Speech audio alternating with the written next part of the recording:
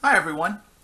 By now we are into the 6th week of our course, and you have just passed a major milestone, assuming that you and your team are on schedule, which is that you have turned in your literature review, Chapter 2, which for many students is the most difficult part of the Action Research Project. So first of all, congratulations on having gotten that far.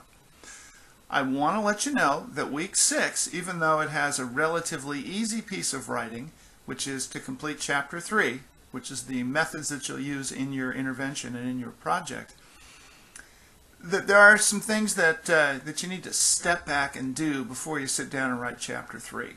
The first thing everyone should do is actually take out the book, take out Hendricks, and read Chapters 4, 5, and 6.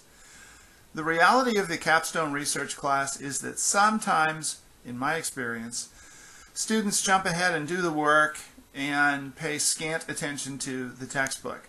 Chapter 3 is one of those places where you should not do that, because if the Chapter 3 that you submit isn't ready, then I have to actually slow down or stop your process of applying for permission to conduct your study. And we don't want to do that. We want you to write a solid third chapter.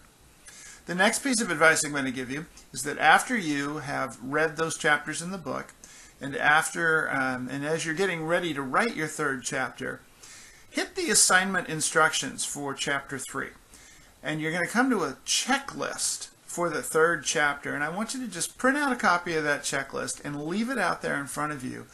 And as you write your third chapter, make sure that everything in the checklist has been attended to.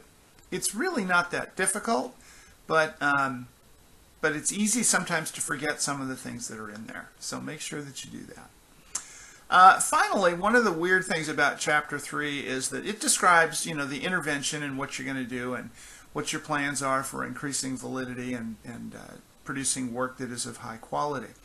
Since you haven't actually done the intervention yet, you write this chapter in the future tense at this point. So the draft that you're going to submit at the end of the week tells me what you will do, not what you did do. Chapter 3 gets revised in the second term of this course after you conduct the intervention. And you're going to go back into Chapter 3 and change it from the future tense, describing what you were going to do, to the past tense, describing what you actually did. And since things sometimes change on the fly during action research, there may be other changes as well. But for now, I want you to write a Chapter 3 in future tense.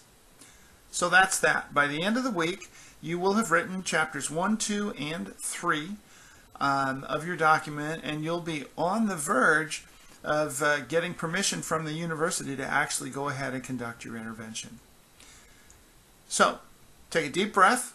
Sit down and do some reading. Make sure you look through that content. Make sure you understand it, and then get with your team and write your third chapter. I'm looking forward to reading it and to seeing what plans you're going to implement once you're approved to do it. That's it for today. Have a great day. Bye now.